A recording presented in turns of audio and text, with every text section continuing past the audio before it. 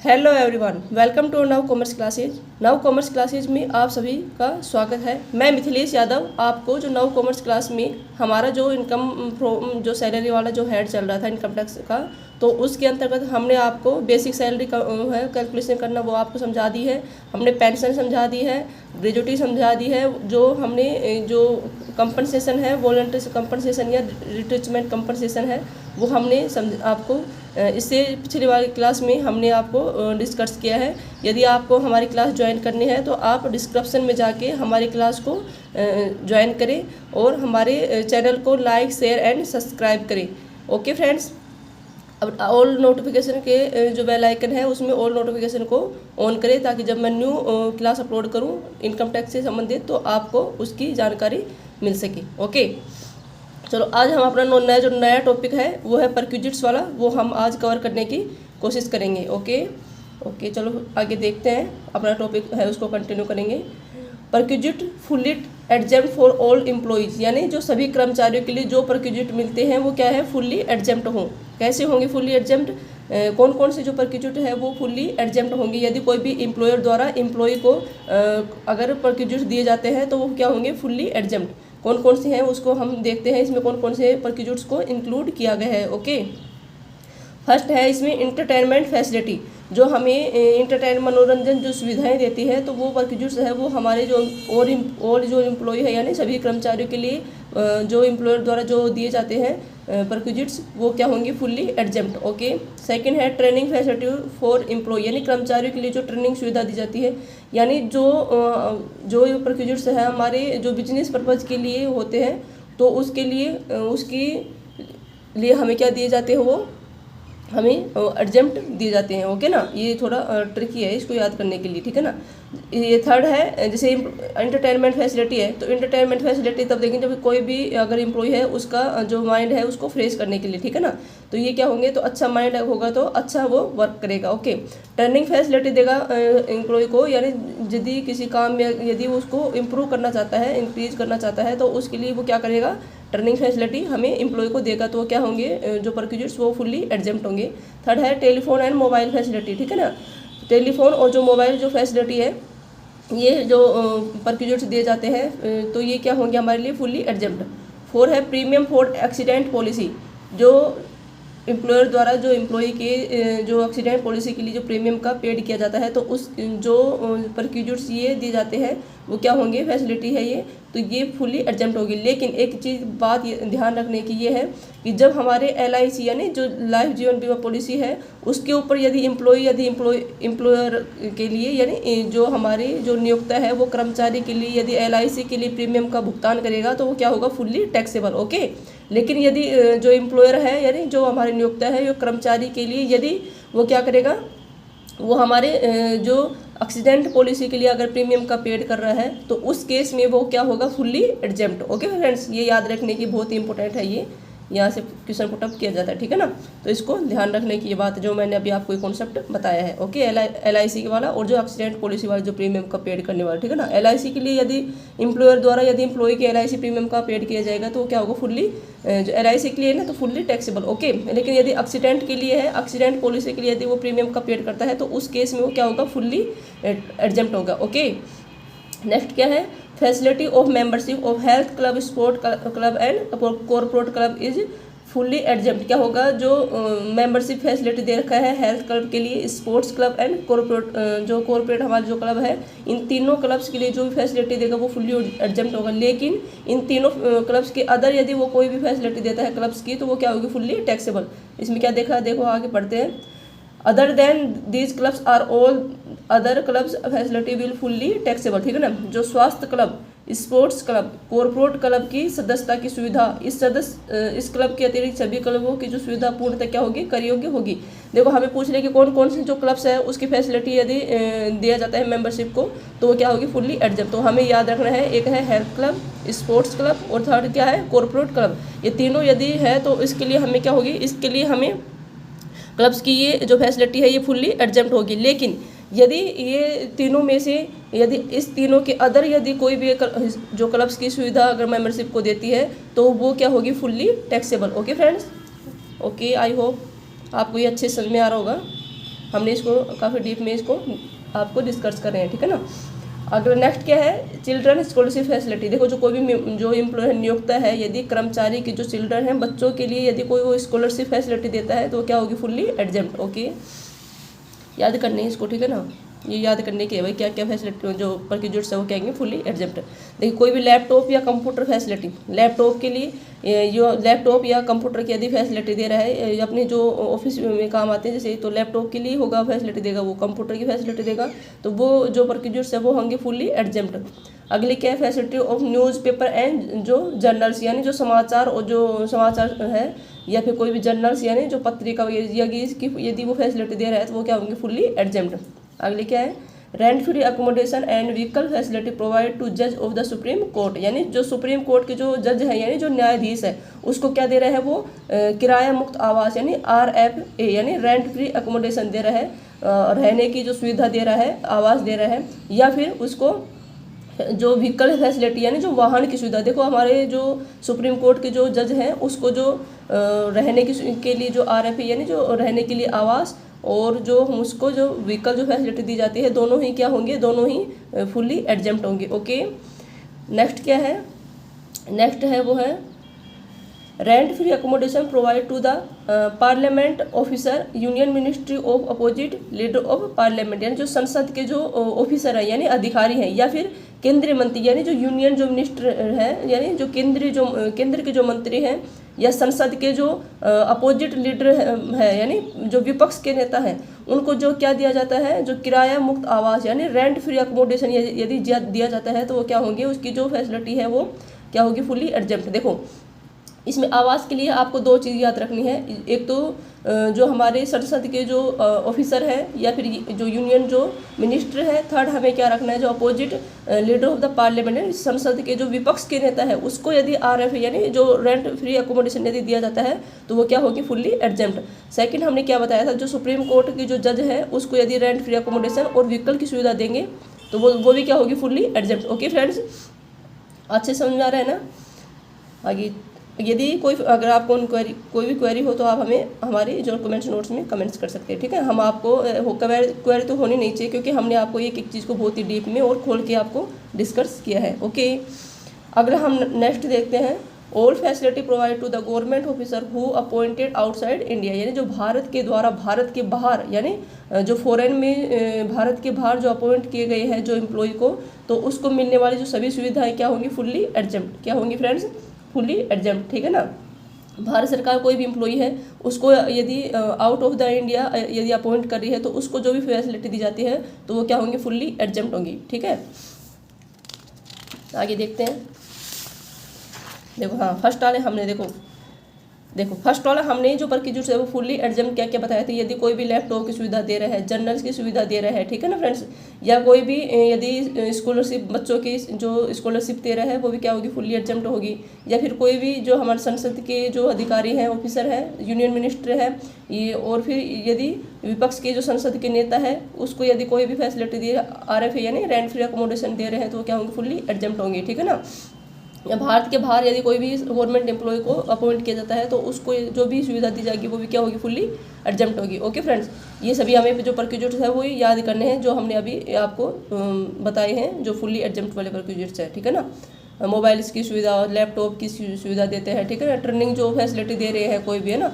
और जो हमारे एक्सीडेंट जो पॉलिसी है उसका प्रीमियम का भुगतान यदि एम्प्लॉयर करता है तो वो सभी क्या होंगे, फुल्ली एग्जेम्प्ट। नेक्स्ट हम जो सेकंड पार्ट पढ़ेंगे इसका प्रिक्विजिट्स का, वो पढ़ेंगे फुल्ली टैक्सेबल, यानी कौन कौन से जो प्रिक्विजिट्स है जो हमारे कर्मचारी को यदि फैसिलिटी अगर देते हैं तो उसकी हमारा जो फुल्ली टैक्सेबल होंगी। ओके, चल देखते हैं इसमें क्या बता रखा है, perquisites fully taxable are all employee, सभी कर्मचारियों के लिए पूर्णतः कर योग्य अनुलाभ। देखो फ्रेंड्स, हमने जो हमारे जो नोट्स है ये हमने बाईलैंग्वेज में आपके लिए तैयार किए हैं। यदि आपको कोई जैसे हिंदी मीडियम और इंग्लिश मीडियम वाले दोनों मीडियम वाले जो लैंग्वेज वाले जो बच्चे हैं उन दोनों के लिए ये हमारे जो नोट्स है ये सफिशिएंट हैं। और आप चाहे आप असिस्टेंट प्रोफेसर की तैयारी करो या फिर आप UGC नेट जो JRF की उसकी तैयारी करो या फिर आप जेमिनल की एग्ज़ाम तैयारी करो, जितने भी हमारे जो कोई भी एग्ज़ाम कॉमर्स का एग्ज़ाम है उसमें यदि हम कहीं भी कॉमर्स का एग्ज़ाम दे रहे हैं उसमें यदि इनकम टैक्स यदि इंक्लूड है सिलेबस में तो उसके लिए हमारे नोट्स है ये सफिशिएंट है। और इनके लिए इन जो हर टॉपिक है उसके पीछे इम्पोर्टेंट हमने कुछ जो पिछली हुई जो क्वेश्चन है उनको और जो आने वाले यानी कोई यदि इम्पोर्टेंट जो क्वेश्चन लग रहे हैं हमें तो उन दोनों को इंक्लूड करते हुए हमने आगे आपको ये प्रोवाइड किया है ताकि आपके स्टडी में हेल्प मिल सके। ओके, आप हमारे चैनल को सपोर्ट करना। हम आके आपके लिए ऐसे ही आगे हमारे इनकम टैक्स की और अदर जो इनकम टैक्स यदि हमारा फिनिश हो जाएगा तो आगे जो कॉमर्स का अलग हमारा सिलेबस है तो वो हम आगे कंटिन्यू करेंगे उसके क्लास। ओके फ्रेंड्स, देखो जो बच्चे फीस के लिए जो बड़ी बड़ी जो कोचिंग है उनमें जो हज़ारों फीस देते हैं उसके लिए यदि वो बच्चे अगर वही मीडियम फैमिली से हैं तो उसको वो जो फीस अफोर्डेबल नहीं कर सकते हैं तो उसके लिए हमने देखो यूट्यूब के लिए एक फ्री क्लास चलाई है। तो आप हमारे जो चैनल है इसको सपोर्ट करें, हम आपके लिए जो हमारी स्टडी है आपकी तो उसके लिए हम इम्प्रूव करेंगे। ओके, आपको हमने बहुत ही डीप में हर कॉन्सेप्ट को बहुत ही डीप में समझाने की कोशिश की है और इससे जो इम्पोर्टेंट जो क्वेश्चन बन रहे हैं उसको भी इनमें इंक्लूड करने की कोशिश की है। ठीक है ना फ्रेंड्स। ओके, ये है हमने जो अब देखो हम जो प्रकृति सावर जो आपको पढ़ा रही है अनुलाभ है ये हमारे जो फुल्ली एग्जाम्प्ट है वो हमने आपको पढ़ा दिया। सेकंड हम जो फुल्ली जो टैक्सेबल है वो हम आपको पढ़ाने की कोशिश कर रहे हैं। इसमें देखते हैं कौन कौन से जो अलाउंस है यदि एम्प्लॉय को देंगे तो फुल्ली टैक्सेबल होंगे। ओके ठीक है, तो चलो देखते हैं आगे अपन जो टॉपिक दे उसको क्लियर करेंगे। जैसे गिफ्ट है, वाउचर है या टोकन। देखो यदि कोई भी एम्प्लॉयर है यदि कर्मचारी को ये एम्प्लॉय को क्या देंगे, कोई भी गिफ्ट देगा या कोई वाउचर या कोई भी टोकन, वाउचर गिफ्ट वाउचर या टोकन देता है। If same is the receive in cash, यदि वो नगद में मिले, कोई भी कर्मचारी है उसको कोई भी गिफ्ट मिले या कोई वाउचर या फिर कोई भी टोकन यदि वो कैश में मिलता है बाय हैंड मिलता है तो क्या होगा, फुल्ली टैक्सेबल। ओके, सेकंड क्या दे रखा है, if same is the receive in kind, यानी यदि वो वस्तु में मिले, कोई भी वस्तु में अगर कोई भी गिफ्ट हमें मिलता है तो वो 5000 तक यानी 5000 तक क्या होगा, वो फुल्ली एग्जेम्प्ट होगा। और उससे अधिक यदि वस्तु में 5000 से उसकी वैल्यू अगर 5000 से यदि मोर देन है तो वो हमारे लिए क्या होगा, वो हमारे लिए फुल्ली टैक्सेबल होगा। ठीक है ना, वो क्या होगा, जो फुल्ली टैक्सेबल जो होगा जो उससे मोर देन यानी 5000 तक तो हमारे लिए एग्जेम्प्ट होगा कोई वस्तु में यदि हमें कोई भी गिफ्ट वाउचर या टोकन मिलता है तो। और 5000 से अबो यानी यदि हमें 10,000 का कोई भी काइंड में कोई भी गिफ्ट मिला है तो उस केस में हमारे 5000 तो क्या होगा, एग्जेम्प्ट। लेकिन जो 5000 जो आगे जो एक्सेस है उस वो हमारे क्या होगा, फुल्ली टैक्सेबल होगा। ठीक है ना, 5 एक्सेस विल भी क्या होगा, टैक्सेबल। एक्सेस जो भी यानी 5000 जो हमारे अभी हमने आपको जो एग्जांपल बताया 10,000 का 5000 तक तो उसमें क्या होगा, एग्जेम्प्ट होगा। जो नेक्स्ट जो एक्सेस जो 5000 है वो क्या होगा, हमारे लिए टैक्सेबल होगा। ओके फ्रेंड्स, समझ में आ रहा है ना, समझ में आना चाहिए। मतलब सबसे क्या है कि जो कोई भी टीचर है उसके लिए स्टूडेंट का सेटिस्फाई होना बहुत ही इंपॉर्टेंट है। स्टूडेंट यदि सेटिस्फाई है तो टीचर का पढ़ाया हुआ क्या हो जाता है, एकदम मतलब बढ़िया एकदम क्लियर हो जाता है, ऐसे दिमाग हो जाता है बच्चों के अच्छे से समझ में आ रहा है। ठीक है ना, तो हमें अब हम तो स्क्रीन के साइड है तो हम तो ये मतलब अनुमान ही लगा सकते हैं कि आपको अच्छे समझ में आ रहा हो क्योंकि हम अपनी साइड से 100% देने की आपको समझाने की कोशिश कर रहे हैं। ओके फ्रेंड्स, चलो ठीक है। क्लब फैसिलिटी, क्लब फैसिलिटी यदि कोई भी एम्प्लॉयर यदि एम्प्लॉय को देता है तो वो क्या होंगे, हमारे फुल्ली टैक्सेबल होगा। देखो हमने आपको क्या बताया था कि इसमें actual expense include by employer will be taxable. नियोक्ता द्वारा किए गए सभी वे क्या होंगे, कर योग्य होंगे। जो भी क्लब फैसिलिटी के लिए जो भी एम्प्लॉय को क्लब फैसिलिटी दी जा रही है उसके अंतर यदि कोई भी हमारा जो एम्प्लॉयर है यानी जो नियोक्ता है यदि एम्प्लॉय के लिए क्लब फैसिलिटी की सुविधा दे रहा है तो उसके लिए जो पेमेंट करेगा ना, एक्चुअल में जो एक्सपेंस करेगा वो क्या होगा, fully taxable. Okay, club facility के लिए हमने आपको एक बार इससे जो फुल्ली एग्जेम्प्ट हमने जो प्रिकॉशंस बताए थे उसमें आपको 3 क्लब बताए थे, वो आप रिकॉल करने की कोशिश करो, याद करने की कोशिश करो क्या बताए थे। जो हमने क्या बताया था, यदि एम्प्लॉयर है वो एम्प्लॉय को यदि 3 अगर क्लब फैसिलिटी देगा तो क्या होगा, फुल्ली एग्जेम्प्ट। तो कौन कौन से बताए थे हम लोग, स्पोर्ट्स क्लब, हेल्थ क्लब और कॉर्पोरेट क्लब। जो ये 3 जो क्लब हमने फैसिलिटी बताई थी क्या होंगी, फुल्ली एग्जेम्प्ट। और इससे अदर यदि कोई भी फैसिलिटी अगर क्लब दे रहा है एम्प्लॉय को तो वो क्या होंगे, फुल्ली टैक्सेबल। ओके, और कितने जो होंगे जो एक्चुअल में जो एक्सपेंस एम्प्लॉयर द्वारा एम्प्लॉय को दिए जाते हैं। ठीक है ना, आगे है क्रेडिट कार्ड फैसिलिटी। यदि कोई भी क्रेडिट कार्ड की फैसिलिटी यदि एम्प्लॉयर द्वारा जो वास्तविक में जो कर योग्य होंगे कार्यालय जो व्यय के लिए, यदि देखो ऐसे समझो इसको, जो कोई क्रेडिट कार्ड फैसिलिटी यदि एम्प्लॉयर है वो एम्प्लॉय को दे रहा है, ठीक है ना, तो यदि वो ऑफिस पर्पज के लिए यदि क्या दे रहा है क्रेडिट कार्ड दे रहा है तो उसके लिए तो वो क्या होगा फुल्ली एग्जम्प्ट। लेकिन ऑफिस कार्य को छोड़ के यदि अन्य किसी कार्य के लिए यदि वो क्रेडिट कार्ड फैसिलिटी दे रहा है तो वो क्या होंगे फुल्ली टैक्सेबल। ओके, चलो देखते हैं एक बार। Actual expense include by employer will be taxable other than the official expense. हमने आपको यही बात बताई है कि जो नियोक्ता द्वारा किए गए वास्तविक व्यय कर योग्य होंगे क्रेडिट कार्ड की फैसिलिटी के लिए, जो एम्प्लॉयर जो क्या होगा एक्सपेंस जो वास्तव में जो क्या भुगतान कर रहा है एक्सपेंस का वो क्या होंगे टैक्सेबल। परंतु ऑफिस कार्यालय हेतु किए गए जो व्यय को छोड़ के, यानी कार्यालय के ऑफिस एक्सपेंस यदि कोई करता है तो वो क्या होंगे फुल्ली एग्जम्प्ट। लेकिन ऑफिस एक्सपेंस के अदर यदि कोई क्या करता है एक्सपेंस करता है तो वो क्या होंगे fully taxable. Okay friends, okay देखो आगे क्या दे रखा है, यूज ऑफ मूवेबल प्रॉपर्टी, यानी कोई मूवेबल यानी कोई चल संपत्ति यदि कोई एम्प्लॉयर है वो एम्प्लॉय को देता है तो उस कंडीशन में क्या बता रखे केस है ये। फर्स्ट है इन such assets own by employ, यदि वो संपत्ति जो मूवेबल प्रॉपर्टी है यदि वो किसकी है, यदि वो हमारे एम्प्लॉयर यानी हमारे नियोक्ता की है तो उस केस में उस जो मूवेबल प्रॉपर्टी का जो वैल्यू है वो कैसे कंसिडर करेंगे, वो करेंगे 10% of per annum of original cost will be taxable, यानी जो वास्तविक लागत का 10% प्रति वर्ष टैक्सेबल होगा, ठीक है ना। देखो कोई भी मूवेबल प्रॉपर्टी यदि कोई एम्प्लॉयर है वो एम्प्लॉय यानी कर्मचारी को देता है, ठीक है ना, फैसिलिटी दे रहा है मूवेबल प्रॉपर्टी की, तो उसके अंदर हमने आपको इसमें क्या बताया, यदि वो जो मूवेबल प्रॉपर्टी है वो यदि किसकी है, वो यदि नियोक्ता की है यानी जो हमारे एम्प्लॉयर है उसकी है, तो उस केस में हम उसकी लागत को कैसे करेंगे, जो उसकी वास्तविक जितनी लागत है ना जो हमारे मूवेबल प्रॉपर्टी की उसका 10% पर एनम यानी प्रति वर्ष उसका क्या होंगे हमारे टैक्सेबल उसमें कंसिडर करेंगे। ओके, लेकिन सेकंड क्या बता रखा है इसमें, सेकंड बता रखा है कि in such assets not own by employ, यदि वो संपत्ति नियोक्ता की नहीं है, जरूरी थोड़ी ना वो कोई भी मूवेबल प्रॉपर्टी यदि एम्प्लॉय को दे तो वो हमेशा एम्प्लॉयर की हो, लेकिन यदि वो एम्प्लॉयर की होगी तब तो हम उसका जो एक्चुअल जो हम उसकी वास्तविक जो लागत है उसका 10% हर पर एनम के हिसाब से उसको टैक्सेबल कर देंगे। लेकिन यदि वो असेट्स है वो अगर नियोक्ता की नहीं है तो उस केस में हम क्या करेंगे, जो वास्तविक में जो किराया है उसका यानी एक्चुअल जो रेंट है हायर जो रेंट चार्ज है दे उसको रेंट पे लेके आएंगे, तो रेंट पे लेके भी कोई एम्प्लॉयर है वो एम्प्लॉय को फैसिलिटी दे सकता है मूवेबल प्रॉपर्टी की, तो जितना वो वास्तविक में जो एम्प्लॉयर हायर जो रेंट चार्ज है वो क्या होगा टैक्सेबल, ठीक है ना। Actual hire charge will be taxable, यानी वास्तविक जो किराया भुगतान करेगा उस मूवेबल प्रॉपर्टी का एम्प्लॉयर वो क्या होगा टैक्सेबल होगा। ओके फ्रेंड्स, ठीक है। जो हमने मूवेबल प्रॉपर्टी के लिए इसमें दो बताया, यदि वो क्या तो मूवेबल प्रॉपर्टी जो नियोक्ता कर्मचारी को देता है यानी एम्प्लॉयर एम्प्लॉय को देता है वो क्या होगी, क्या तो वो एम्प्लॉयर की होगी तो उस केस में क्या करेंगे, उस केस में हम टैक्सेबल होगा जो हमारी उसकी वास्तविक लागत है जो मूवेबल प्रॉपर्टी की वास्तविक लागत का हर वर्ष प्रति वर्ष क्या करेंगे 10% टैक्सेबल उसके अंदर कंसिडर कर देंगे, ठीक है ना। लेकिन यदि वो उसकी नहीं है एम्प्लॉयर की नहीं है तो उस केस में एम्प्लॉयर क्या करेगा, रेंट पे लाके देगा कर्मचारी को, तो एम्प्लॉय को रेंट पे लाके देगा तो जो वास्तविक जो किराया है रेंट का तो उसके जो एक्सपेंस है वास्तविक जो किराया वह है यानी जो रेंट का जो खर्चा है वो क्या होगा टैक्सेबल होगा। ओके, आई होप आपको अच्छे से समझ में आ गया होगा, ठीक है ना।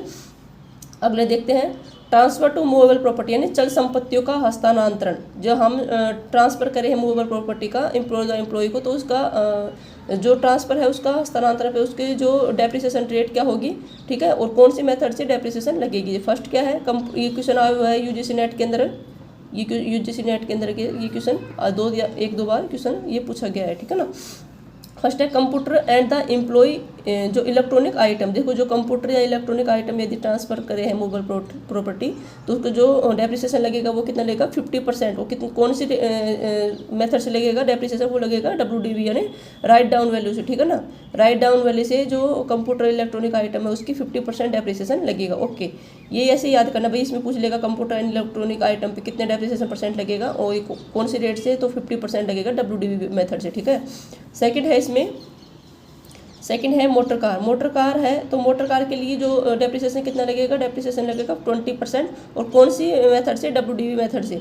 और अदर मूवेबल प्रॉपर्टी, देखो इसमें दो ही चीज़ याद रखनी है, एक तो कंप्यूटर इलेक्ट्रॉनिक आइटम है उसके लिए 50% लगेगा डेप्रिसिएशन, और किस मेथड से, WDV यानी राइट डाउन वैल्यू से, ओके। और सेकंड हमने मोटर कार का याद रखना है कि 20% लगेगा और राइट डाउन वैल्यू यानी WDV मेथड से। थर्ड यह है कि अदर मूवेबल यानी जो इन दोनों में है नहीं है, जो कंप्यूटर और इलेक्ट्रॉनिक आइटम में जो और या फिर जो मोटर कार में जो नहीं है उसकी अदर कोई भी मूवेबल प्रॉपर्टी होगी उसके लिए कितना लगेगा 10%, और ये क्या होगा सीधी रेखा विधि यानी स्ट्रेट लाइन मेथड से क्या लगेगा उसमें डेप्रिसिएशन ये लगेगा, ओके। इसको याद रखना है, इसको बहुत इंपॉर्टेंट है कॉन्सेप्ट है ये, इसको याद रखना है कि ये मूवेबल प्रॉपर्टी है, यदि उसको ट्रांसफर कर रहे हैं तो यदि वो कंप्यूटर और इलेक्ट्रॉनिक आइटम है उस पर यदि क्या लगता है उस पर जो डेप्रिसिएशन लगेगा, दो चीज़ें याद रखो इसमें, कंप्यूटर इलेक्ट्रॉनिक आइटम है 50% और डेप्रिसिएशन WDV मेथड, ठीक है ना। सेकंड क्या बताया, मोटर कार है और 20% और WDV मेथड। थर्ड है अदर जो भी मूवेबल प्रॉपर्टी है उसके लिए 10% और स्ट्रेट लाइन जो मेथड है उसके से हमारे क्या लगेगा डेप्रिसिएशन लगेगा, ओके फ्रेंड्स, ओके। आपको अच्छे से समझ में आ रहा होगा ना फ्रेंड्स। मैंने तो आपको एक ही कॉन्सेप्ट को दो तीन बार रिवाइज करके बहुत ही अच्छे से डीप में समझाने की कोशिश कर रही हूँ, ठीक है ना। फिर भी आप हमारे कमेंट्स नोट में बता सकते हैं कि कैसा हमने आपको क्लास का ये एक्सप्लेनेशन किया है और हमारी जो नोट्स है कितने मतलब बहुत ही इम्पोर्टेंट है, ठीक है। Third interest free loan and concession loan, देखो ब्याज मुक्त ऋण यानी इंटरेस्ट फ्री लोन होते हैं, या कंसेशन यानी जो जितना अगर हमें 5% अगर 2% ब्याज है तो उसकी वजह यदि हमने 1% ब्याज क्या लिया है लोन लिया है तो यानी वो कंसेशन लोन यानी जो कुछ रियायती रेट पे ऋण लिया है, ठीक है। Amount of the interest will be taxable, ब्याज की राशि क्या होगी, देखो हमने कोई भी इंटरेस्ट फ्री कोई लोन ले लिया, जैसे हमने 10 लाख का लोन ले लिया इंटरेस्ट फ्री लोन, ठीक है ना, उसमें कोई भी इंटरेस्ट हमें पेमेंट नहीं करना है, लेकिन इस पर जो ब्याज इंटरेस्ट होगा ना तो वो लोन पे तो हमें कोई भी टैक्सेबल नहीं होगा, लेकिन क्या होगा जो उसका जो इंटरेस्ट है वो क्या होगा टैक्सेबल होगा, क्या होगा इंटरेस्ट टैक्सेबल होगा। Interest will be determined with the rate issue bye SBI of the first day of April of the relevant previous year, ब्याज की गणना SBI द्वारा संबंधित गत वर्ष के 1 अप्रैल को जारी की गई ब्याज की दर के रेट ऑफ द इंटरेस्ट के आधार पर करेगी, ठीक है, ओके। आगे क्या है, एग्जम्पशन क्या बता रखी है, यदि कोई भी इंटरेस्ट फ्री लोन है किसी केस में यदि हम लेते हैं तो उस पे लिए कोई भी टैक्सेबल नहीं होगा, ये उसमें तो टैक्सेबल बता रखा है कि जो इंटरेस्ट है वो क्या होगा हमेशा क्या होगा टैक्सेबल होगा, लेकिन इसमें कुछ एग्जम्पशन बता रखी है कि ये दो जो एग्जम्पशन है ये भी क्वेश्चन में ये वाला क्वेश्चन में आया हुआ है, क्वेश्चन है जो असिस्टेंट प्रोफेसर वाला जो 2021-22 को जो एग्जाम हुआ था उसमें ये वाला क्वेश्चन इसमें हमें देखने को मिला था, ठीक है ना। तो ये क्या बोल रहा है कि जो एग्जम्पशन बताई है कि जो इंटरेस्ट फ्री लोन है उसके ऊपर ये कौन सा उसकी इंटरेस्ट ब्याज उसको टैक्सेबल होगा, लेकिन दो केस ऐसे बताए हैं जिसके अंदर यदि हम इंटरेस्ट लेते हैं इस जो पर्पज से तो उसके लिए हमें कोई भी टैक्सेबल हमें यानी वो क्या होगा फिर एग्जम्प्ट होगा, ठीक है। फर्स्ट क्या है, if loan was taken specific disease, यदि कोई भी स्पेसिफिक यदि डिजीज हमने जो आपको अंडर सेक्शन जो DD के अंदर जो बताई थी स्पेसिफिक जो DDB के अंदर यानी जो भी कैंसर है एड्स है यदि कोई स्पेसिफिक यदि कोई डिजीज है यानी कोई बीमारी है उसके लिए यदि कोई लोन लिया गया है तो क्या होंगे फुल्ली एग्जम्प्ट होंगे, ठीक है ना, उसके लिए कोई भी टैक्सेबल नहीं होगा, ठीक है, nothing will be taxable. Second हमने क्या बताया था, if the outstanding loan amount is just up to 20,000 यानी बकाया ऋण, यदि कोई आउटस्टैंडिंग लोन है की राशि कितनी है, आउटस्टैंडिंग लोन की राशि यदि 20,000 तक है 20,000 तक है तो उसके लिए क्या होंगी फुल्ली एग्जम्प्ट होगी, लेकिन 20,000 से यदि मोर देन है आउटस्टैंडिंग लोन तो उसकी जो अमाउंट है तो उसके लिए वो क्या होगी मतलब टैक्सेबल होगी, ओके। ये क्या बताया 20,000 तक यदि आउटस्टैंडिंग लोन है तो उसके लिए क्या होगी फुल्ली एग्जम्प्ट, उसके लिए कोई भी टैक्स का पेमेंट नहीं करना पड़ेगा, ओके। आपको ये वाला कॉन्सेप्ट अच्छे समझ में आ गया होगा फ्रेंड्स, ठीक है ना। यानी जो हम देखो लोन ले रहे हैं तो क्या होंगे फुल्ली टैक्सेबल, क्योंकि हम कौन सा हेड पढ़ रहे हैं जो परक्विजिट्स का फुल्ली टैक्सेबल हम हेड पढ़ रहे हैं, तो उसके लिए जो लोन लेंगे तो उसका इंटरेस्ट है क्या होगा वो, यदि इंटरेस्ट फ्री लोन लेंगे तो भी कंसलेशन लोन लेंगे तो उसमें भी जो इंटरेस्ट होगा वो क्या होगा हम क्या होगा टैक्सेबल होगा, लेकिन जो हमारा जो इंटरेस्ट की जो रेट है जो वो कब से करेंगे, जो 1 अप्रैल जो SBI द्वारा जो प्रीवियस ईयर्स में 1 अप्रैल से जारी की गई ब्याज के दर के आधार पर हम उसके रेट की गणना करेंगे। इसमें दो हमें एग्जम्पशन बताई गई है, यदि हमने कोई भी स्पेसिफिक भी डिजीज़ की यानी कोई भी हमारी स्पेसिफिक यानी कोई भी निर्दिष्ट बीमारी के लिए यदि हमने कोई लोन लिया है तो वो हमारे लिए क्या होगा, फुल्ली एग्जेम्प्ट होगा। सेकंड हमने केस बताया यदि कोई आउटस्टैंडिंग है, यदि लोन हमारा 20,000 तक है तो क्या होगा, फुल्ली एग्जेम्प्ट होगा, उसके लिए हमने कोई भी टैक्स पेमेंट करने की आवश्यकता नहीं है। ओके, चलो आगे देखते हैं अगला कॉन्सेप्ट हमारे क्या है। अगला है फ्री फूड फैसिलिटी। देखो फ्री फूड फैसिलिटी के केस में भी हमें 2-3 हमें कंडीशन पढ़नी पड़ेगी। जो निःशुल्क भोजन सुविधा, if tea coffee any non alcohol drink with और without snacks are provide during the office hour. देखो यदि कार्यालय समय में चाय, कॉफ़ी या कोई अन्य पेय मादक पदार्थ को छोड़कर चाहे हल्का नाश्ता हो या ना हो, फुल्ली क्या होगा, एग्जेम्प्ट। देखो ऑफिस टाइम है, ऑफिस टाइम में हमें क्या दिया, कोई भी टी दे दिया ना, चाय दे दी, कॉफ़ी दे दी या कोई भी हल्का नाश्ता दे दिया, जो नॉन अल्कोहल ड्रिंक है उसको छोड़ कर, यानी नॉन अल्कोहल ड्रिंक दे दिया, नहीं हमें पेय जो मादक पदार्थ नहीं देकर उसके अलावा या कोई भी हल्का सॉफ्ट ड्रिंक वगैरह दे दी, तो ये हल्का कोई भी नाश्ता या स्नैक्स दे दिया ना, तो ये क्या होंगे, फुल्ली एग्जेम्प्ट होंगे। ठीक है। सेकंड हमें क्या बता रखा है, सेकंड हमें बता रखा है वो है if free food of provide during the office our. यदि कार्यालय समय में निःशुल्क भोजन दिया जा रहा है, देखो उसमें यदि हमें हल्का नाश्ता, चाय, कॉफ़ी या कोई भी पेय पादक को जो मादक पदार्थ है उसको छोड़ करके कोई भी सॉफ्ट ड्रिंक वगैरह दे दिए तो क्या होंगे, फुल्ली एग्जेम्प्ट होंगे। लेकिन क्या बता रखा है, यदि कोई ऑफिस टाइम में हमें कोई फ्री फूड यानी भोजन दिया जा रहा है तो उस केस में हमें कौन सी राशि टैक्सेबल होगी, कौन सी राशि एग्जेम्प्ट होगी, वो बताएगी। एग्जेम्प्ट अप टू 50 पर मील, यानी जो 50 रुपये प्रति भोजन तक कर मुक्त होंगे, 50 रुपये तक की यदि उसका रेट है तो क्या होगा, एग्जेम्प्ट होगा।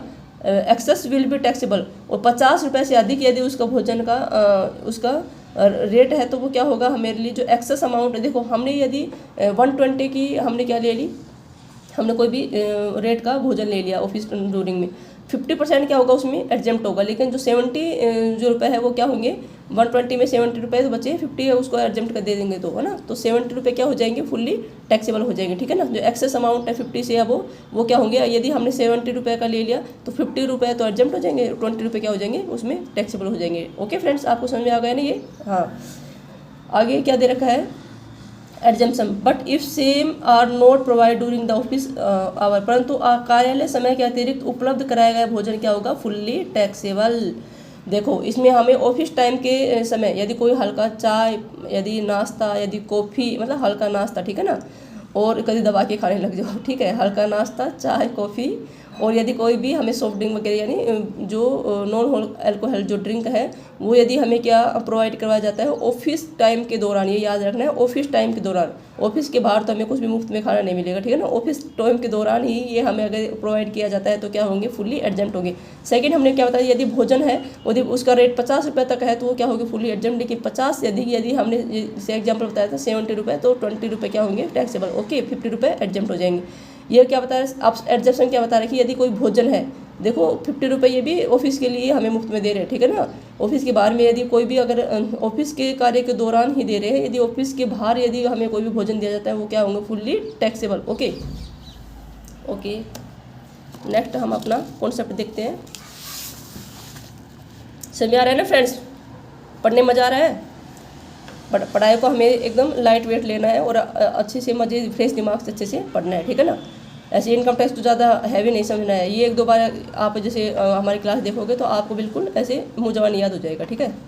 थर्ड क्या है, देखो थर्ड कंडीशन क्या दे रखा है, if free food facility provide as remote area project site and offshore site and जो माइनिंग साइट है, यदि निःशुल्क भोजन सुविधा दूर दराज क्षेत्र यानी रिमोट एरिया, जो प्रोजेक्ट साइट यानी परियोजना स्थल, अपतटीय क्षेत्र, ठीक है, और या क्या बोल रहे हैं, या अपतटीय क्षेत्र या माइनिंग जो साइट यानी खनन क्षेत्र पर यदि उपलब्ध कराई जा रही है भोजन की सुविधा, वो भी क्या होंगी, फुल्ली एग्जेम्प्ट, ठीक है ना। जो ये इसमें बिल्कुल भी टैक्स का पेमेंट नहीं करना पड़ेगा, फुल्ली एग्जेम्प्ट होंगी। यदि हमें रिमोट ये क्वेश्चन भी बहुत इंपॉर्टेंट है, यहाँ भी क्वेश्चन यूजीसी के अंदर पुटअप किया गया है। यदि कोई भी हमारे जो फूड की जो फैसिलिटी है, यदि रिमोट एरिया में, प्रोजेक्ट साइट में, शोर साइट में यानी अपतटीय जो क्षेत्र है, ठीक है, उसमें, या माइनिंग साइट में यदि कोई भी हमें जो फूड फैसिलिटी देता है, प्रोवाइड कराता है, तो वो क्या होंगे, फुल्ली एग्जेम्प्ट होगी, ठीक है ना। और यदि ऑफिस कार्य के बाहर आगे हमें कोई भी फूड फैसिलिटी देता है तो वो क्या होंगे, फुल्ली टैक्सेबल। ओके फ्रेंड्स, ये याद रखना है, ठीक है ना। और ऑफिस कार्य के टाइम पे यदि ड्यूरिंग द जो ऑफिस है उस टाइम पे यदि हमें कोई भी फूड की फैसिलिटी देगा तो उसके लिए 50 जो रुपये तक तो क्या होंगे एग्जाम्प्ट, 50 रुपये से यदि मोर देन है तो वो हमारे लिए क्या होगा, fully taxable. Okay, okay, I hope आपको अच्छे से समझ में आ रहा होगा, ठीक है ना। समझ में आना चाहिए, अच्छे से आ रहा है क्या, समझ में तो आना चाहिए, बिल्कुल इतना अच्छे से डिस्कस करके पढ़ा रहे हैं तो समझ में तो आएगा ही, ठीक है। कॉन्फिडेंस के साथ रहना है हमेशा, ठीक है। आगे अगले टॉपिक क्या दे रखा पॉइंट हमारा, facility of rent free accommodation यानी RFA, किराए मुक्त आवास की सुविधा। If case of the furniture RFA यानी जो सुसज्जित यानी जो फर्नीचर्ड, अगर RFA यदि जिस मकान में आवास में यदि फर्नीचर को इंक्लूड करके यदि हमें सुविधा दी जा रही है, उसमें क्या क्या क्या कंसिडर करेंगे, वैल्यू ऑफ द अनफर्नीचर RFA यानी जो बिल्कुल खाली मकान यानी फर्नीचर की सुविधा नहीं देते हुए RFA का मूल्य, और उसमें क्या ऐड करेंगे, वैल्यू ऑफ द फर्नीचर को, उसमें देखो खाली मकान है, खाली मकान का वैल्यू, उसमें फर्नीचर का ऐड कर देंगे अगर वैल्यू फर्नीचर की वैल्यू, तो क्या हो जाएगी, उसके लिए value of the furniture RFA यानी सुसज्जित RFA का मूल्य हो जाएगा, ठीक है ना। खाली मकान में यार फर्नीचर यदि सेट हो जाएगा तो फर्नीचर की यदि उसमें इंक्लूड कर देंगे उसकी वैल्यू, तो क्या हो जाएगा हमारे लिए, वो हो जाएगा फर्नीचर्ड RFA यानी सुसज्जित हो गए ना, वो पहले असुसज्जित था, उसमें फर्नीचर होगा तो वो सुसज्जित RFA का मूल्य हो जाएगा। ओके, अगला हमारा कॉन्सेप्ट क्या है, अगला कॉन्सेप्ट वो है in case of unfurnished RFA यानी असुसज्जित आवास की दशा में क्या होगा, in case of the government employ सरकारी कर्मचारी की दशा में value will be determined as the government rules यानी जो क्या बोलते हैं उसको, लाइसेंस फीस बोलते हैं। देखो यदि कोई भी अनफर्नीचर्ड यदि RFA रेंट फ्री अकोमोडेशन यदि कोई भी गवर्नमेंट एम्प्लॉय को की दशा में उसको दिया जाता है, तो उसके लिए उसका वैल्यू कैसे कंसिडर करेंगे, वो जो सरकारी जो रूल्स है एज पर जो गवर्नमेंट रूल्स है उस हिसाब से उसकी वैल्यू को डिटरमाइन करेंगे। ओके, जिसको क्या कहते हैं हम, लाइसेंस फीस वगैरह, ठीक है। आगे क्या बोल रहे हैं, आगे कह रहा है जो if case of the non government employ यानी यदि हम नॉन गवर्नमेंट एम्प्लॉय यदि नॉन जो गवर्नमेंट एम्प्लॉय है उसको यदि हम RFA देते हैं, अनफर्नीचर जो RFA देते हैं, असुसज्जित आवास की सुविधा देते हैं, तो उसमें यदि वो क्या होगा, फर्स्ट केस क्या है, यदि वो नियोक्ता का, यदि वो नियोक्ता यानी एम्प्लॉयर का है, वो आवास जो RFA है यानी रेंट फ्री अकोमोडेशन है, यदि वो क्या है एम्प्लॉयर का है, तो उसकी वैल्यू कैसे डिटरमाइन करेंगे, वो हम उसकी पॉपुलेशन के आधार पर करेंगे, जहाँ वो रह रहा है ना, जहाँ वो RFA सुविधा हमें फैसिलिटी दे रहा है, तो वहाँ की पॉपुलेशन के आधार पर हम क्या करेंगे, उसकी वैल्यू का डिटरमाइन करेंगे। पॉपुलेशन कैसे है, पॉपुलेशन यदि और टैक्सेबल वैल्यू कितनी अमाउंट को टैक्सेबल वैल्यू मानेंगे, ठीक है। अप टू 10 लाख यानी 10 लाख तक यहाँ उस जो प्लेस की जो पॉपुलेशन है, जैसे कोई बड़ी सिटी यदि नॉर्मल जो सिटी है जैसे, और उसकी जो वैल्यू है वो उसकी जो जनसंख्या पॉपुलेशन यदि 10 लाख है, तो 10 लाख के हिसाब से उसको कितना होगा सैलरी, उसको जो सैलरी है ना उसका 7.5% क्या होंगे इसमें टैक्सेबल वैल्यू किया जाएगा RFA रेंट फ्री अकोमोडेशन का, ठीक है। मोर देन 10 लाख यानी 10 लाख से अधिक, बट अप टू 25 लाख यानी 10 लाख से अधिक पॉपुलेशन हो और 25 लाख से क्या हो तक हो यदि उसकी पॉपुलेशन उस प्लेस की कोई सिटी की, तो उसकी जो सैलरी है उसका क्या होगा 10% क्या कर देंगे उसका, हम उसके टैक्सेबल वैल्यू उसके कंसिडर करेंगे, ठीक है, वैल्यू का डिटरमाइन करेंगे। थर्ड क्या है, यदि उसकी जो बड़ी सिटी है उसके लिए यदि उसकी पॉपुलेशन है सिटी की और 25 लाख से अधिक है, मोर देन 25 लाख, यदि 25 लाख से उसकी अधिक वैल्यू है, पॉपुलेशन अधिक है, तो उसके लिए जो टैक्सेबल जो वैल्यू होगी RFA रेंट फ्री अकोमोडेशन को क्या होगी, सैलरी का 15%, ठीक है ना, सैलरी का 15%। देखो 10 लाख तक कहीं की जनसंख्या है, देखो 10 लाख यदि कोई सिटी है उसकी 10 लाख तक जनसंख्या है, तो उसके लिए RFA का जो वैल्यू कंसिडर टैक्सेबल अमाउंट होगी वो क्या होगी, टैक्सेबल वैल्यू सैलरी का 7.5%, ठीक है, 7.5%। यदि 10 लाख से अधिक और 25 लाख तक यदि कोई भी जगह की प्लेस की पॉपुलेशन है, तो उसमें उसके जो RFA का जो टैक्सेबल वैल्यू है वो कैसे कंसिडर करेंगे, वो सैलरी का 10%। ओके, थर्ड यदि 25 लाख से भी यदि अधिक मोर कोई बड़ी बिग सिटी है, तो उसके लिए 25 लाख से यदि अधिक वहाँ की पॉपुलेशन है, तो उस केस में हम क्या करेंगे, उसके सैलरी का 15% क्या कर देंगे हम, जो RFA का टैक्सेबल वैल्यू कंसिडर करेंगे। ओके फ्रेंड्स, यहाँ से क्वेश्चन पुटअप किया गया है, ये बहुत ही इंपॉर्टेंट क्वेश्चन जो हम बता रहे हैं इंपॉर्टेंट क्वेश्चन, तो वहाँ से आप स्पेसिफिक थोड़ा ज़्यादा वहाँ पे आप गौर करना, ठीक है ना, जो पूछे हुए क्वेश्चन है काफ़ी एग्जाम्स में। ओके, हम आगे इसके क्वेश्चन आंसर को भी आगे इंक्लूड करेंगे, ठीक है, आपको अच्छे से वो समझ आ जाएगा। बी पॉइंट क्या है, if RFA is not owner by employer, यदि वो जो RFA है रेंट फ्री अकोमोडेशन है वो यदि एम्प्लॉयर का नहीं है। देखो एम्प्लॉयर का है तो हम कैसे कंसिडर करेंगे वैल्यू को, हम वहाँ की जो पॉपुलेशन है उस आधार पे हमने आपको बता दी, यदि 10 लाख तक तो है तो सैलरी का 7.5%, 10 लाख से अधिक लेकिन 25 लाख तक यदि उसको वहाँ की पॉपुलेशन है तो उसके लिए सैलरी का कितना परसेंट करेंगे, 10%, सॉरी कितना परसेंट, 10%। यदि उसकी पॉपुलेशन वहाँ की उस सिटी की उस प्लेस की यदि 25 लाख से मोर देन है तो उसको सैलरी का कितना 15% क्या कर देंगे टैक्स RFA का जो टैक्सेबल वैल्यू कंसिडर करेंगे। ओके, लेकिन सेकंड केस हमने बता दें जो RFA यानी रेंट जो फ्री एकोमोडेशन है वो यदि एम्प्लॉयर का नहीं है, ठीक है ना, जो खुद का एम्प्लॉयर का नहीं है, तो उस केस में हमें क्या करेंगे, उसकी वैल्यू का कैसे गणना करेंगे, तो वो करेंगे हम, वो कैसे गणना करेंगे हम, तो वो हम करेंगे कि जो actual rent paid by employer, जो जितना जो एम्प्लॉयर द्वारा एक्चुअल में वहाँ का रेंट का पेमेंट किया गया है RFA का, वो वैल्यू कंसिडर करेंगे, और सैलरी का 15%, वेतन का 15%, दोनों में से क्या होगा, जो भी कम होगा वो होगा हमारे लिए टैक्सेबल अमाउंट, ठीक है ना। देखो इसमें यदि एम्प्लॉयर का यदि RFA नहीं है तो उस केस में हम क्या करेंगे, जितना एम्प्लॉयर द्वारा उसका लिए पेमेंट का भुगतान किया जा रहा है उसको हम क्या करेंगे, actual rent paid by employer, जो एम्प्लॉयर द्वारा चुकाया गया किराया और जो सैलरी का 15% है ना, उन दोनों में से जो भी कम होगा ना उसको क्या करेंगे, हम टैक्सेबल वैल्यू मानेंगे, ठीक है ना। ओके ओके, देखो हाँ आगे वाली ये वाला कॉन्सेप्ट देखते हैं।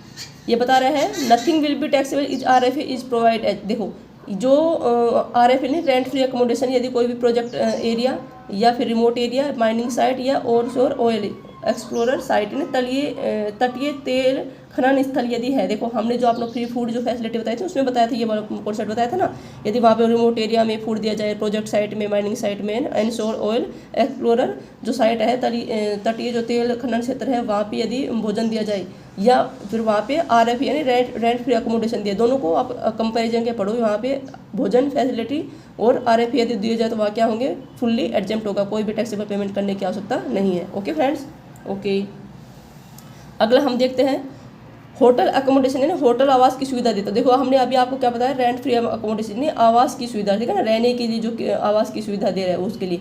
अब सेकंड हमने क्या बताया कि इसमें बता रहा है कि होटल आवास की सुविधा दे रहा है, तो उसके लिए क्या कंसिडर करेंगे, for first 15 days by the day of the transfer nothing will be taxable, स्थानांतरण के जैसे कोई भी ट्रांसफर हो रहा है एम्प्लॉयर, तो ट्रांसफर के प्रथम 15 दिन तक कुछ भी टैक्सेबल नहीं होगा, ठीक है ना। सेकंड केस दे रखा है in any other case, second case क्या है, actual rent paid by employer, जो नियोक्ता जो हमारा एम्प्लॉयर है उसके द्वारा जो वास्तविक जो किराया भुगतान किया जा रहा है वो, या फिर सैलरी का 24%, ठीक है ना, इनमें जो भी कम होगा वो क्या होगा, टैक्सेबल होगा। देखो RFA के केस में, रेंट फ्री अकोमोडेशन के केस में हमें क्या बताया था कि जो नियोक्ता द्वारा यदि क्या कर रहा है, नियोक्ता द्वारा जो भी भुगतान किया जा रहा है उसका यानी एक्चुअल जो रेंट पेड बाय एम्प्लॉयर, तो वो, और हमने RFA के केस में क्या बताया था, सैलरी का 15%, लेकिन होटल के केस में हमें याद रखना, जो होटल अकोमोडेशन है उस केस में हमें इसको जो 24 ऑफ द सैलरी है ना, इसके इस स्थान पे क्या याद रखना है, यदि हमें RFA के याद रखना है तो 15% ऑफ सैलरी, यदि होटल के में याद रखना है तो 24 ऑफ द सैलरी, ठीक है ना, वेतन का 24%, दोनों में से क्या होगा, कम होगा वो क्या होगा, टैक्सेबल होगा। ओके, कंपेरिजन करके पढ़ोगे तो अच्छे से और भी ज़्यादा हमारे कॉन्सेप्ट वो क्लियर हो जाएंगे, ठीक है ना। Okay, if more than 1 RFA is provide, यदि एक से अधिक रेंट फ्री अकोमोडेशन दिया जाए, इसमें क्या केस में, यदि एक से ज़्यादा यदि एम्प्लॉयर को रेंट फ्री अकोमोडेशन दिया जाता है तो उस केस में हमें कैसे उसका कॉन्सेप्ट वो करेंगे। केस फर्स्ट है, if the first 90 days only 1 RFA will be taxable which has list taxable value, देखो प्रथम 90 दिनों के लिए केवल एक RFA को ही टैक्सेबल होगा जिसका करीब जो मूल्य है, टैक्सेबल वैल्यू क्या है, सबसे कम है ना, उसको ही क्या करना पड़ेगा, हमें टैक्स का पेमेंट करना पड़ेगा, ठीक है, कितना भी क्या हो वो हमें RFA दिए जाओ, लेकिन फर्स्ट जो 90 दिन के लिए केवल एक जो रेंट फ्री अकोमोडेशन है जिसका टैक्सेबल वैल्यू सबसे कम है उसको हम क्या करेंगे, उसका हमें टैक्सेबल उसको वैल्यू कर योग देना, उसका टैक्सेबल पेमेंट करना पड़ेगा, ठीक है, टैक्सेबल होगा वो। सेकंड के आफ्टर 90 दिन, यानी 90 दिन के बाद और जो RFA जितने भी 2 या 3 हमें रेंट फ्री अकोमोडेशन दिए जा रहे हैं टोटल क्या होंगे, हमारे लिए टैक्सेबल हो जाएंगे। देखो यदि हमें एक से ज़्यादा यदि रेंट फ्री अकोमोडेशन दिए जाते हैं तो उसके लिए जो प्रथम जो 90 दिन है उसके लिए क्या हो जाएंगे, उसके लिए हमें कोई भी केवल जो एक है जिसका जो टैक्सेबल वैल्यू सबसे कम है वो RFA का हमें टैक्सेबल होगा, ठीक है ना। लेकिन 90 दिन के बाद 90 दिन के लिए ही हमें फ्री ये छूट दे रखी है, केवल एक के लिए ही टैक्सेबल वैल्यू जो कलेक्शन करेंगे, जो क्या होगा हमारे लिए सबसे कम वैल्यू होगी। लेकिन 90 दिन के बाद क्या होगा, 90 दिन के बाद जो सभी जो RFA हैं जो हमें प्रोवाइड किए गए हैं तो सभी के लिए क्या होगा, टैक्सेबल होगा। ओके फ्रेंड्स, ओके आगे क्या बता रखा है इसमें, आगे बता रखा है देखो जो काम की चीज़ है ना वो बताएंगे हम आपको, ठीक है। Payment made by employer and travelling touring accommodation the other expense during the holiday. अवकाश के दौरान यात्रा, पर्यटन, आवास व अन्य व्ययों को नियोक्ता द्वारा भुगतान। इसमें यदि कोई भी क्या है हमारे लिए, यदि हॉलीडे के टाइम में हमें ट्रैवलिंग, टूरिंग या अकोमोडेशन, कोई भी आवास के लिए सुविधा या फिर अन्य कोई भी एक्सपेंस करते हैं, कौन करता है? Actual expense include by employ will be taxable. जो नियोक्ता द्वारा किया गया जितना वास्तविक रूप से इतना भुगतान है, अगर हॉलीडे में यदि हमें पेमेंट कर रहा है नियोक्ता, तो वो क्या होगा? पूर्णतः क्या होगा? टैक्सेबल होगा, ठीक है ना, फुल्ली टैक्सेबल होगा। ओके, अगला ये कॉन्सेप्ट, ये बहुत इंपॉर्टेंट है, ये पेपर में आया हुआ है। LI जो हमने आपको पहले भी इसका जिक्र किया था और उसको पहले भी हमने आपको समझाया था कि LIC premium paid by employer. यदि LIC प्रीमियम कौन भुगतान कर रहा है? एम्प्लॉयर भुगतान कर रहा है, ठीक है ना, on the life of employee. यदि नियोक्ता की जो जीवन पर चुकाया गया जो जीवन बीमा पॉलिसी का प्रीमियम भुगतान कौन करेगा? यदि एम्प्लॉयर करेगा, यानी नियोक्ता करेगा, ठीक है ना। कर्मचारी के जीवन पर जो LIC का प्रीमियम का पेमेंट कौन करेगा? यदि नियोक्ता करेगा, तो क्या होगा? Fully taxable. क्या होगा? Fully taxable. लेकिन यदि एक्सीडेंट बीमा के लिए यदि कोई भी प्रीमियम का भुगतान करता है तो वो एम्प्लॉयर करता है, तो वो क्या होगा? फुल्ली एग्जेम्प्ट होगा। ओके फ्रेंड्स, आई होप आपको अच्छे से समझ में आ रहा होगा, ठीक है ना। आज तक हम यहाँ तक ही करेंगे, आगे वाले अगली नेक्स्ट क्लास में करेंगे। फ्रेंड्स, यदि आपको हमारी क्लास को लाइक, शेयर एंड सब्सक्राइब करना है और नोटिफिकेशन आइकन पे आपको ऑन करना है, ताकि मैं न्यू अपलोड जब करूँ तो आपको क्या हो जाए? आपको वो सबसे पहले मिल सके। इसमें लाइट की कुछ इशू हो गया है, इसलिए हमने आपको आगे वाली क्लास नेक्स्ट क्लास को प्रोक्यूचर्स जो हमारे बच रहे हैं स्पेसिफिक जो एम्प्लॉयर के लिए, वो आगे हम कंटिन्यू अगली क्लास में करेंगे। Okay friends, thank you.